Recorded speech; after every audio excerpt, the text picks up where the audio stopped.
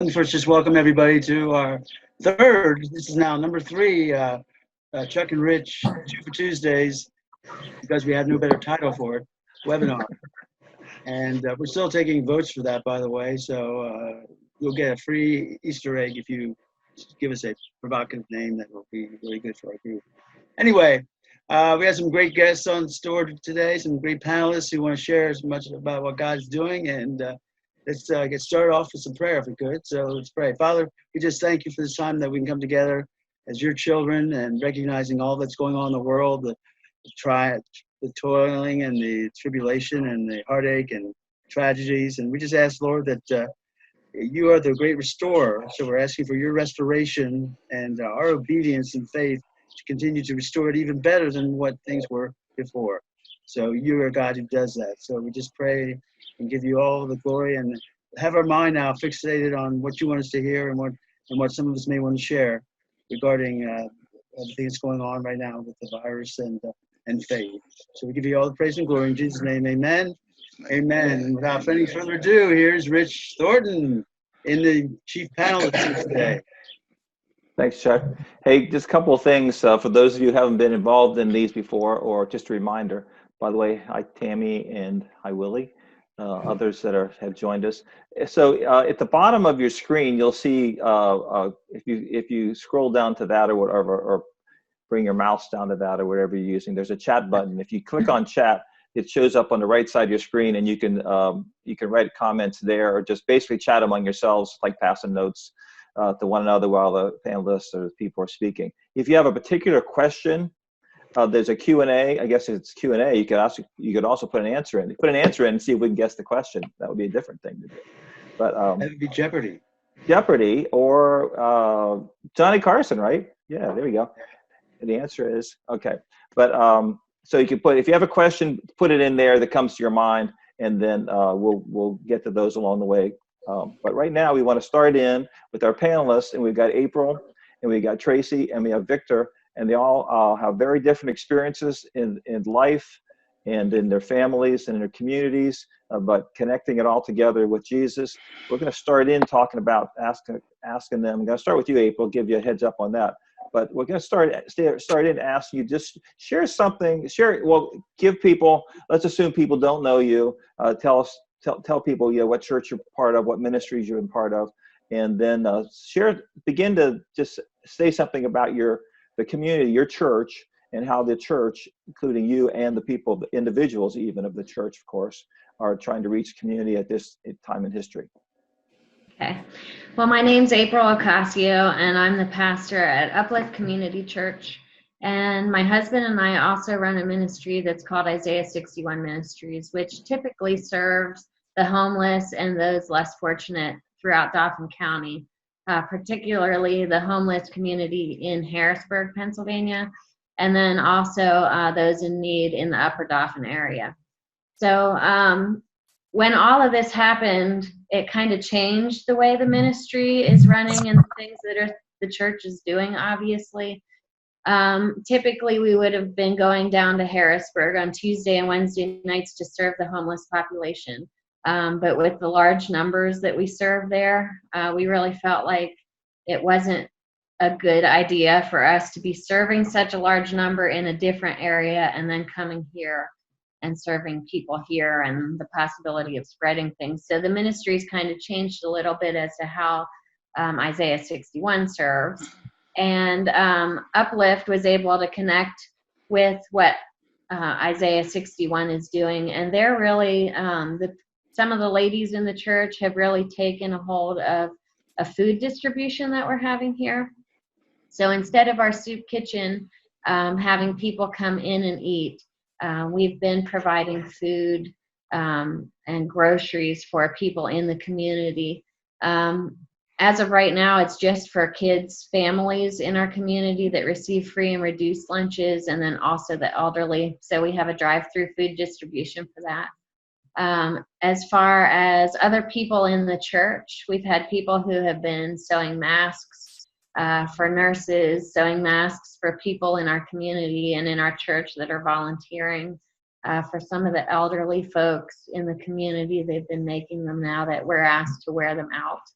We've had people around Easter time. I thought it was so cool. One of the families painted rocks, and they painted different scriptures on them and then put them out on neighbors' porches. And you could see the different posts from different people in the community that had received these, and what a cool thing that came out of that. Also, people like chalk drawing on their driveways, different messages about Christ and Easter. Trying to take care of each other and reach out as far as phone calls to elderly folks.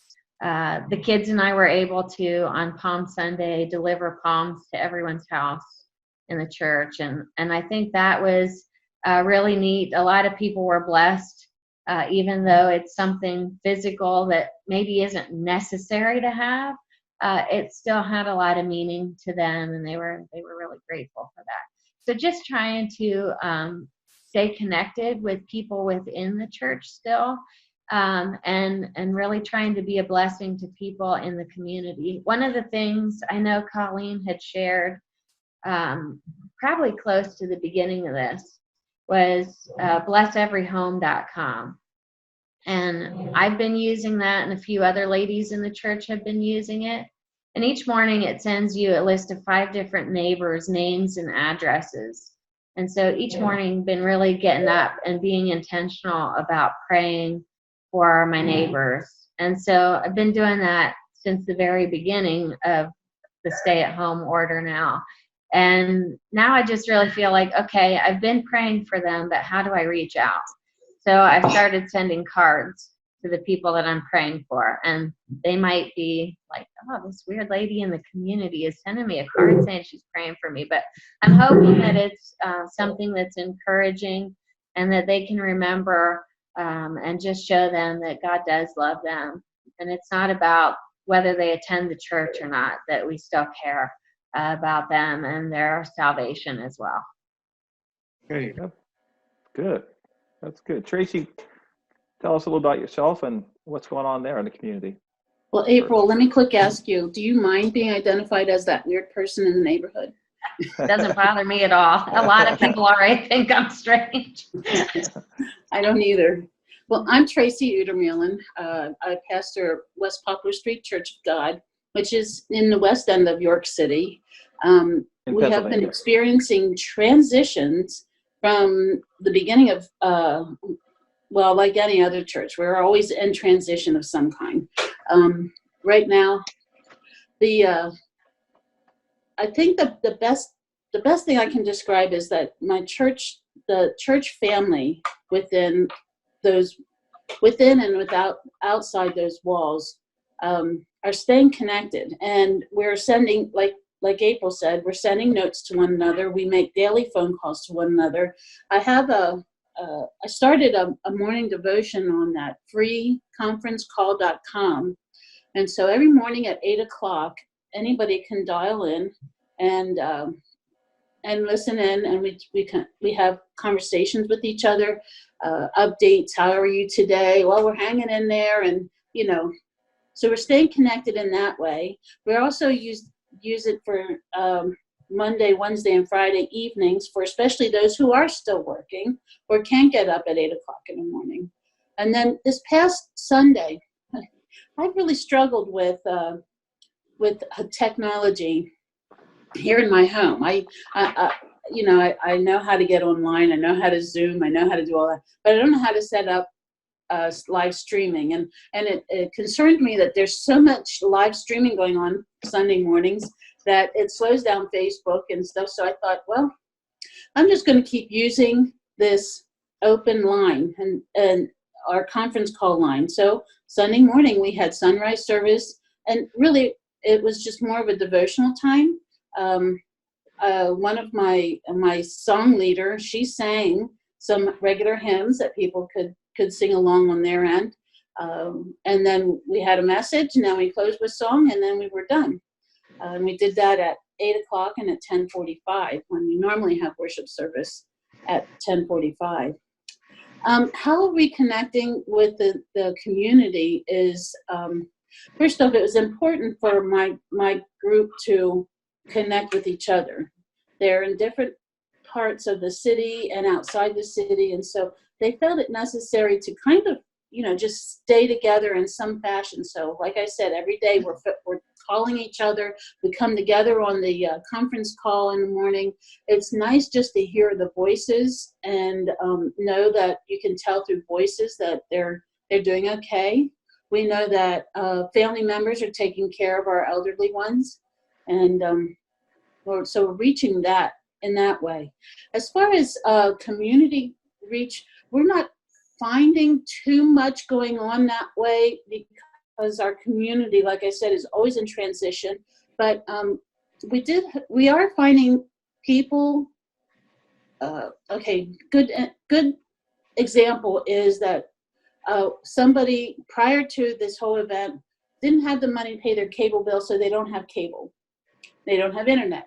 So they're kind of absent from the current news on a regular basis. They might know about the coronavirus, but they don't know about the assistance that's on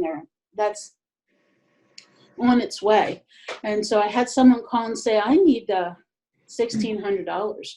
I'm a month behind on my mortgage. All my utilities need paid. And to get my cable turned back on, I need X amount of dollars. So the way we're reaching out now is basically resourcing. We're letting them, are you aware that this money is coming available and this money is coming available any day, and that you can call your utilities and you can call your landlord or your mortgage company, and there's some grace being given in all those areas. So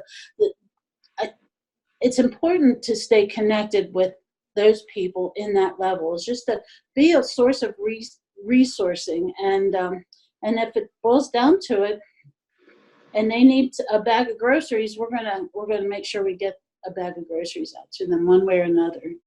We end our conversations with everybody with the power of Jesus. We can move mountains. So if you need anything, let us know, and we're going to move mountains to get it to you. That's where we're at. Nice, good, Tracey. Oh, personal. As far as family. We're not going to family yet. Not Okay. yet. Okay, we'll be back. Thanks. Victor, how about you in the community? All right. Good morning, everyone. I'm Victor Glover. I lead Last Days World Outreach Ministries, Fathers on the Move, and now, most recently, right before the pandemic, we launched Sisters on the Move. All right. So I guess I'm going to come from it at a standpoint of, I really wanted God to show me how to maneuver now and strategically. And so I really think I've embraced the apostolic gifting that God is really pushing out in my life right now. And so with that, kind of just overseeing and pushing our other leaders in position now even more to lead, to head, and just correlating things. And so basically we're pretty much doing the whole Zoom thing, live, Facebook Live, free conference call weekly. We have our own, we got different Bible studies going, different Zoom meetings going. And so those leaders have really now embraced that now they're stepping up and they're leading and have their own groups that they're in charge of. Even our Fathers on the Move. So we're embracing all of our locations together now. At one time where, we had our meetings different days in different cities. So now we're kind of like looking at everybody at one time, which has been great for all the guys growing together. Sisters on the Move now, their leaders are emerging to the point that we're starting little small groups with those who've showed certain leadership characteristics. So that's been great for the ladies, being able to maintain and knowing that, going through this whole isolation things that they can release among each other. So that's been great. Let's see. We also have our Timothy initiative is going on in every household right now. So we're embracing discipleship in the Timothy initiative. Every household has a book or a couple of books actually, especially for the husband and wife team. We ask every household now to start their own Bible studies that hadn't already. so we can embrace that as well. And I want to update on our prison ministry. So I've been talking back and forth with the officials, the chaplains, and whatnot. And so our guys are still moving in our micro churches. They're still leading by example. And that was great to hear. And also, one of the things that has happened inside there is that because of the coronavirus, they're releasing nonviolent offenders now more than before, and had one of our guys to come home, because once a guy's released, he have to call me in 48 hours. Had a guy call me day before yesterday, and he had just graduated from level 2, so he's actually one of our leaders who were leading and wants to start a location. And so now he's like 20 minutes from me, and he's ready, he's on fire to get his location up and running. So we're embracing that. And so with this whole mindset of digital, I'm actually going to be a part of a digital conference, launching digital churches. And so I'm really strategically asking God to give me the wisdom, because I'm still trying to maneuver and move the ministry forward. Prior to this, we was having our graduation next month, which some of y'all know and some of y'all don't, where we were about to launch in 5 different states, 5 different locations in 5 different states. And so with that, I'm now embracing the fact that how can we do this, seeing everything that's going on, how could we still possibly pull this off in some capacity? And so this digital conference this Saturday is going to embrace that, even down to doing digital funerals and marriages. And as y'all know, I just did a marriage maybe 2 weeks ago. And so, and I'm already counseling 2 other couples now for 2 more weddings. And so I'm trying to embrace this whole digital thing. And like you said, Tracey, earlier, I'm not this digital guru. So I'm really trying to learn, and my wife and our tech guy, Jim, who does our broadcast. And so we're still, we're trying to embrace all this. And how can we launch even now being digital in those different states? And so we're embracing this. And then I'm gonna give you one miracle since we've gone live on Facebook. My estranged father called me out of the clear blue, and because he saw me preaching on Facebook live, and that was just, he's never talked to his 7-year-old grandson, or my 3-year-old son, his grandson, and they talked with him for the first time, and he's like been calling me, he's just pouring out, and so that whole thing is really kind of bringing family-wise back together. And so that's been huge. Now my kids want to see their grandfather. And so God is still good. And that's kind of what we're doing right now. Yeah. Hey, can I just interrupt for a second? Since you mentioned it, you mentioned about the Timothy Initiative. In 2 weeks' time from today, we'll have Dan Brindley up, who will be featuring a talk on the Timothy Initiative and how you can implement it in your church. So, Victor, I don't want to take much time here. Just if you could give 1 or 2 sentence thoughts about the Timothy Initiative, could you just share with the audience what the value is of Timothy Initiative? Basically, is you have your Paul, your Timothy, and your Titus. Your Paul is like the pastor. Your Timothy is your understudy who's embracing leadership. He eventually will be a micro church leader, or he already embracing that. And then you have your Titus, who is your new convert, who's being trained to be a disciple and a disciple maker as well. And so with that, that's how we've been able to really make some big moves as far as in our prison ministry, because we're setting up micro churches all over the camp. And as y'all know, I joke with y'all having my first mega church, because there's 5,000 inmates there. And so it's really growing. And so we see it.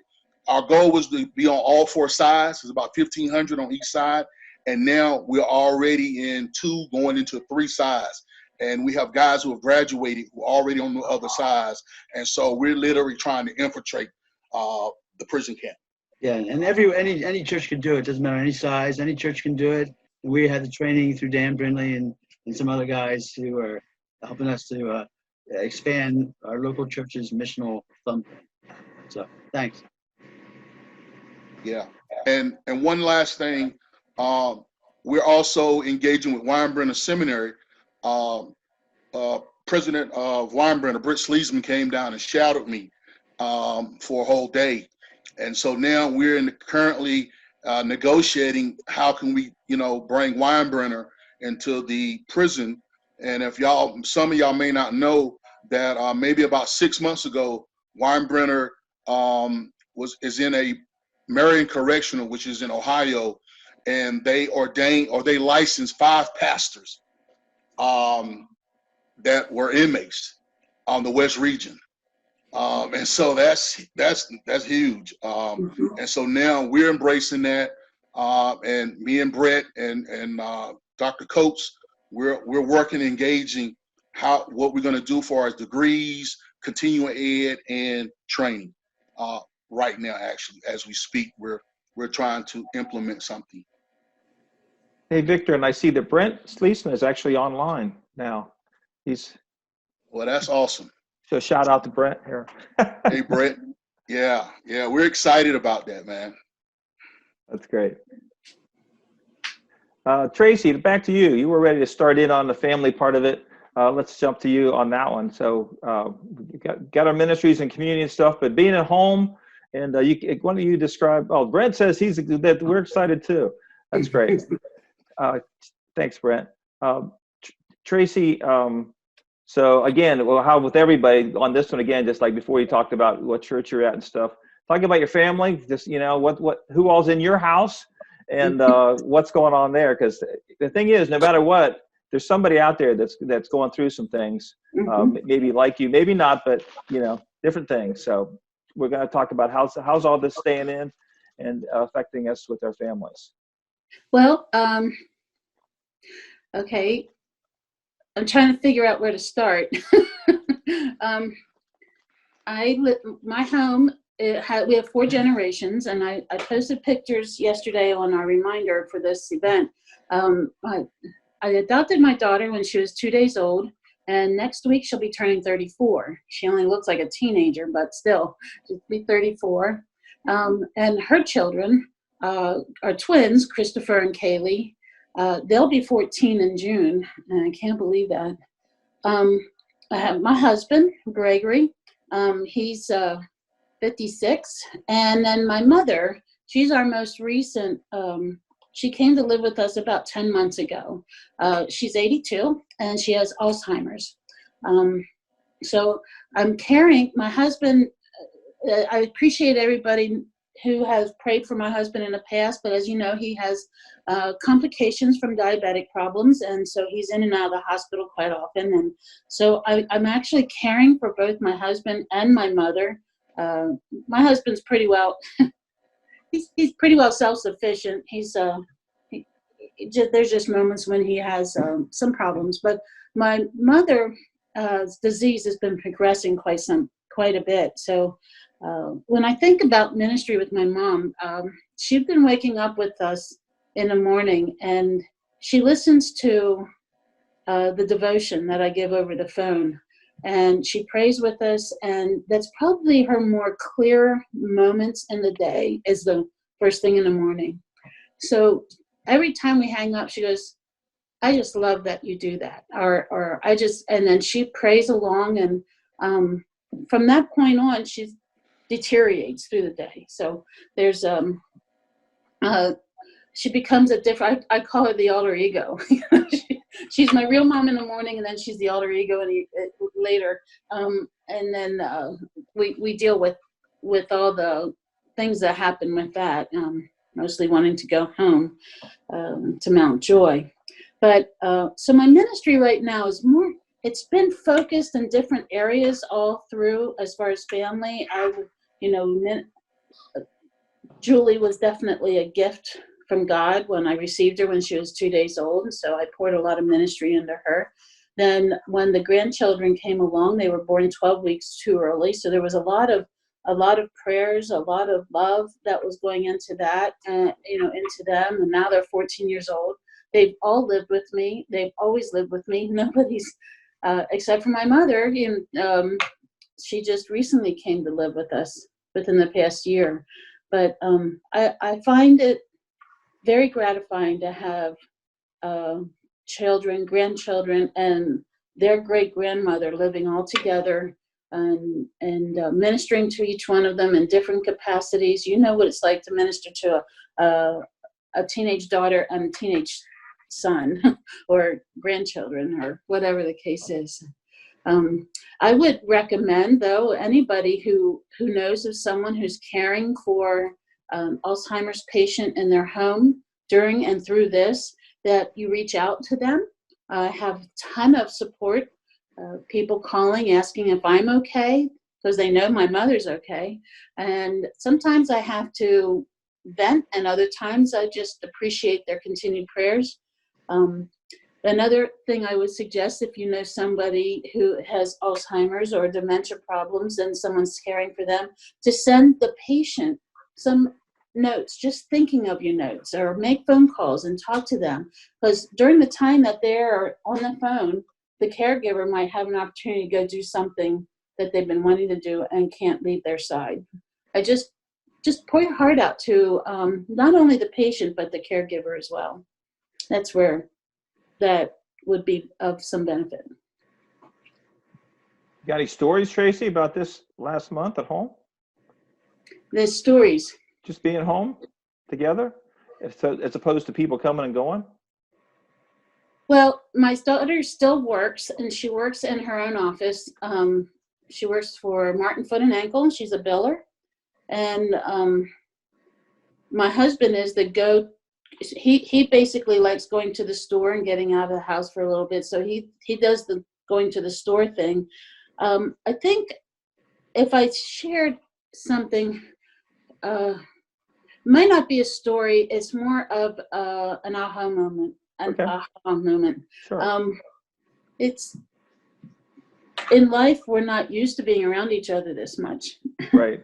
And Yep. so I had years ago made somewhat of a mistake by praying for patience. And God found many, many lessons for me to learn about patience. And I really thought I was full of patience until this month.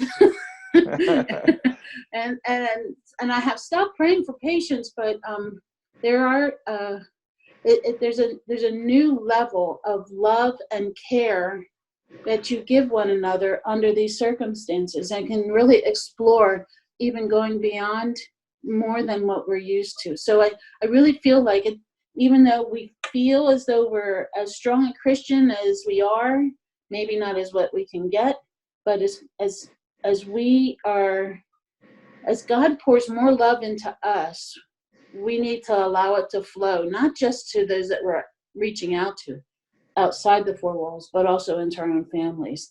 And love comes from them being patient and being kind and overlooking the little things that used to bug you, but not allowing that to happen anymore. So there's a new lease as far as toleration and love among our family members right now. Great. Can I interrupt for just a second? We're past our midway point, and if you just want to point out, if you have any questions, submit them. We have three really good people here on understanding how to connect family and community, and so you don't want to hesitate getting in some good questions for the panel here. Okay. Thank you. Yeah, please do that. April, to you, about your tell us about your family and what's going on being in. Okay, well, my family that's still at home is myself and my husband, Angel. And then I have 3 boys that are still at home. One is 17, one's 15, and then one's 12. The blessing for us is that my children do cyber school. So that is one thing that stayed very normal for us because they're still schooling. So our daytimes they seem like normal days, which is very nice. they're not happy about it. I think it's very unfair that they're still in school and other kids are not. But I think it's been a blessing for us. So when they're doing their schooling, I'm able to still work through what I need to do for the church and connect with people during that time. So that's really great for us. And then we have a creek that's down at the end of our road. So 2 of my boys really like to fish. One is probably the biggest one that really loves to fish. So I've been able to go down and sit with him at the creek while he fishes and been able to just enjoy that, because that's one of my favorite pastimes that I haven't done in years because I've been so busy with ministry. So I think like those kind of things, like Tracey was saying, you start to remember that, oh wow, there are things that I really need to connect with my family more on, because we get so caught up in things. But that's been a blessing. Just being able to spend time together in the house. A lot of my time with the boys is them doing ministry with me, because of them being homeschooled and because of most of the ministry things that we do with Isaiah 61 being in the evening. They spend a lot of their time in ministry. So I think it's nice for them to have a little bit of a break and to just be able to be at home, although they're already at the point where they're like, oh, we're so tired of being here, but they like to serve and they like to be out doing things too. So it's just a little bit of a different atmosphere. It's been nice because typically Angel will work during the day, and then when he gets home, he's tired, and he's been ill with pancreatitis and diabetes and all different kinds of things that really weigh on him. So just being able to be at home when he gets here from work, he's still every once in a while going out and painting an empty place or something like that. But we're home a lot more together, which has been nice. That's great. Thanks, April. So Victor, how about you and your house, your home? April, please don't do that to me. I mean, you're talking about fishing. My blood is boiling. I'm ready to go fishing. Oh, that's my pastime. And I got a 3-year-old now who's like, Dad, I want to go fishing. So yeah, it's never a dull moment at the Glovers now. I tell you. So we were homeschooling too, and so it's not been a bad transition off, except for my 17-year-old Caleb. And so we actually tried to start him out this school year at the beginning homeschool. It didn't work. And now that he's happened to be homeschooled, the crazy part, he's doing great. God is good, and getting his stuff knocked out. And so that's been great. But also I need y'all to pray for him too, okay? Because he's the 17-year-old that is, feeling it right now, being in the house and seeing some of his buddies still meeting up at their houses, playing PlayStation and stuff like that. And I'm like, dude, we're practicing social distancing over here, And so I really need y'all to pray for him and whatnot, because it's really starting to bother him. So one of the things that we're doing. Excuse me, Victor, a moment. Just tell us about while you're doing that. Tell us about the ages of stuff of your other children too. Yeah. So it's Caleb 17, Jalen 3, and Laylan 7, and my wife Carlethia. So we got a variety here going on, and it's been great. And so we have the Bible study. We're all doing me, my wife, and the 17-year-old. We're doing the Timothy initiative because a part of my 7-year-old schooling is that he has a Bible class, and he's acing that. Matter of fact, he just got his grades back. He made straight A's again. So yeah, he's a tough one, man. That boy loves Jesus. And so now that I'm having to become school teacher, now also, so that's been a transition, man. helping my wife out. It's been truly a blessing. And so some of the things that we're staying busy wise is that we're doing STEM science projects. And my boys are just loving that. They make goo and all types of things. So just keeping them engaged. And also they're on a Zoom homeschool or launch groups. And so from all over across the country, they're engaged with my son. You know, he's in karate. And so he does karate class on Zoom. We got workout sessions together. So we got workout class that we're doing all together. Arts and crafts. We're doing arts and crafts as well. This week we start a music class. And so we're engaging in that type of way, you know, and keeping a balance and keeping everybody engaged here at the house. And it's been working really good. So that's kind of how we're engaging the family aspects of doing family at home. That's great. Yeah. Anything else from any of you before we see if there's some other thoughts from some other people? Anything you thought about later that you wanted to share about the community, or somebody that you knew that that's part of your church or whatever, that maybe they're doing something that you haven't mentioned yet, or something else in your home? Anybody?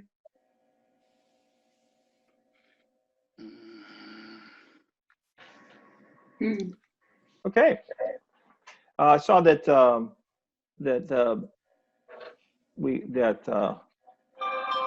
Brent Sleesman shared a link about what Victor was talking about that happened at the Marion Correctional Students. If you copy that from the chat, if you do the copy and then paste it in a browser, you can look at that article later, or maybe Colleen will pick that up too to put out for people to find out some things about that article as well. Yeah, can I Yeah. do a couple things here? First of all, I see Bob White's online here, or was at one point. Yeah, there he is. He's going to be offering this Thursday, I think at 9 o'clock, financial freedom during this time of crisis. And so I have a feeling that'll be a very relevant topic. So tune in Thursday at 9. And then Nick, of course, will have Nick's Noon with Nick Thursday at noontime. And don't forget, coming back in 2 weeks, Dan Brindley, who along with several others has started the Timothy Initiative. It'll be a great time to hear more about microchurches and see some of the people in the ERC who have already taken hold of the microchurch ministry and the like. And so I guess I would have one question, maybe the crew would want to answer, take a second to answer. What is the hope with the community and the family? What is the most fruitful thing you have seen happen in a very short time here that's going to carry on over past the crisis? In other words, I guess I'm asking for change. Is there something that God has worked in your life as leader, family head, or whatever, that you've learned and say, I'm going to continue to do this because this is a good thing. This is really helping us grow as a family and as a community and me as an individual. I think that the most, I'm Go sorry. ahead, Tracey. Go ahead, The Tracey. most significant change I've seen, I think universally or nationally, internationally, is the extension of kindness to one another. I think people are rediscovering kindnesses. And so even within our family and within kindness, patience, tolerance, all of that is just in abundance. I really feel like the hand of God is covering us and teaching us through these different acts of kindnesses. People might not recognize it as a Christian act or anything like, but they do recognize it as a tenderness of some kind. People standing outside windows and talking to their loved ones, or celebrating the warriors on the front lines at the hospital, or writing them the chalk on the street and sidewalks. Just these expressions of kindness and appreciation for each other. And I love the term that everybody, and we have used this symbol, we are one, for our ERC. And at the same time, the whole nation is saying we're together in this. Right, right. It's good. Good job. April, what were you going to jump in with? I was just going to say about how people are really caring for each other. And especially within the church body, I'm hearing a lot about how they miss the connection they have with each other. And I just think God's been speaking to my heart that maybe things need to look a little bit differently in our church, specifically. Maybe we need to be doing more things that are building those close personal connections, things that are really bonding people together. And even before this happened, for the beginning of the year, our church was talking a lot about our testimony and how God makes us new. And then talking about how before Jesus went to the cross, that his prayer for us as a church was unity. And so a lot of my thoughts and prayers have been on, okay, how can we create that unity after we've had this distance from each other? Because people's desire is so much more to be together.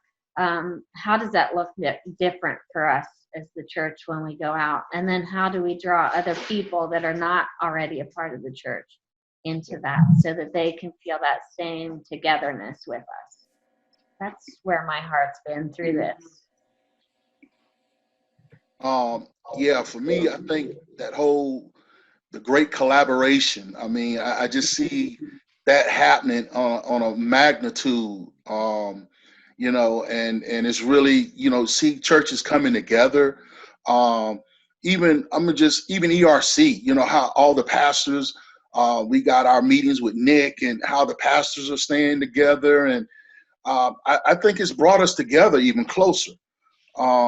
Even I believe as a denomination, you know, and so I mean that's just been a blessing, and you know, getting messages from my pastor friends, you know, in ERC and other places, and so and then I think we won't never be the same. Even last days, I mean, you know, this whole digital world now, you know, I think it's taken us to that next level. I had a pastor reach out to me from Louisiana, and how he was just so blessed by seeing the Facebook Live message that it confirmed some things for him, and he had to call me. And so I just, you know, I'm just thankful, and I've been doing a lot more one-on-one, and so discipleship versus, you know, we do, you know, group discipleship, but the whole one-on-one. I really think people are really pouring out more too now in this time, now more than ever. So that's where I see us going now. I want to add to that, from Dennis to everyone. He says he's been learning a lot about video chat during this time and wants to keep using it and talking to people in between times to face-to-face meetings. I guess as we as a staff have been phoning all of the church, and hopefully you've gotten a phone call from one of us. But the one thing I get in my phone calls with a lot of our pastors is on this unanimous sense that we are now moving into a new technological ready, user-friendly age that can welcome everyone and every church into a primary vehicle for the gospel. And I think it's you know, there was a great the Reformation was based on the discovery of the printing press, really, which enabled the Bible to be printed over and over and over again and be disseminated then to the masses. That was the first great Reformation. But I think we're now with what has happened in the last 10 years, the technology revolution is also something that's, I think, really going to cause a difference now in our conference and in our world for Jesus. And I think now, I mean, I just hear from every single one of our pastors, well, yeah, now we're live streaming. Yeah, now we're archiving. And now we're using Zoom. Now we're using Skype. Now we're using Facebook, you know. And I truly believe we are just starting to see God do something that truly is going to span the planet, and now can be spanning the planet. But one of the things when you said that, Chuck, one of the things I was thinking was, before this, we thought it was good to be with people on Sunday, or maybe a few other people in a Bible study. But we weren't really doing the one-on-one stuff. I mean, maybe there was a time and maybe a few places, but now people are saying, because we're not together, then I really have to go out of my way to contact them. But there's no time, no matter what the group is, even if it's a group of 10, the legal distance or whatever, even if it's a group of 10, there's still stuff that can be shared in a phone call, one-on-one with somebody, to show you care, that isn't the same even at 10. And when the sizes are larger, 30, 40, 50 or higher, there's still that personal touch makes a big difference. Besides the social, I mean, one of my worries is that people will get so tied up in doing social media, doing the getting online, because it takes so much time to get online, that becomes another way of not being in touch with people. To say, you know, spend all my time for weeks to get this better and better, got to get it better every week. Again, I'm for better, you know, making it look presentable and that kind of thing. But the one-on-one contact with people, can't beat that. So I think it's pretty cool in this time period to hear that people are, you know, calling through leaders of churches, not just pastors, but other leaders of the church are calling people. People are checking on each other, that kind of stuff. And that's the stuff that shouldn't go away. When we do get to start, we want to meet together again. I miss that too, but that one-on-one kind of thing. Okay. I noticed Diane Hakes mentioned that Brian Miller and Reggie McNeil have had a discussion, the very thing I was just mentioning. And so she recommends listening to Coach Approach Ministries to get more information, I guess, on the way we are connecting in today's culture with people through the technology. And we're in quite an age. So looks like we have, you want that one, Rich, from Brent? Yeah, there's a link too. If you look in your chat, there's a link there. Again, I know Colleen can share some of these links with some people with us later too. But again, if you take it, copy it, paste it someplace else, you'll be good. Well, it's about, we're into it about 48 minutes or so. So about time to wrap this up, I think, unless there are other questions anybody else had or any other thoughts. We'll go ahead and wrap this up. Thank you all for coming in. Appreciate it, and a lot more ideas for some future webinars as well. Thanks to April and Victor and Tracy for coming on board and sharing what's happening with you. I know there's I put my earbuds in. If you see me on webinars, it's because I don't have a door in my office. I have a really nice office where we moved to a nice size room. It was made for a dining room, but doesn't have a door on it, and that's okay. It's the house we have, and Diane my wife is around, and even though she's hearing me talk right now, she doesn't have to be bothered by everything else. So plus, it helps me to hear too. So I'll admit that.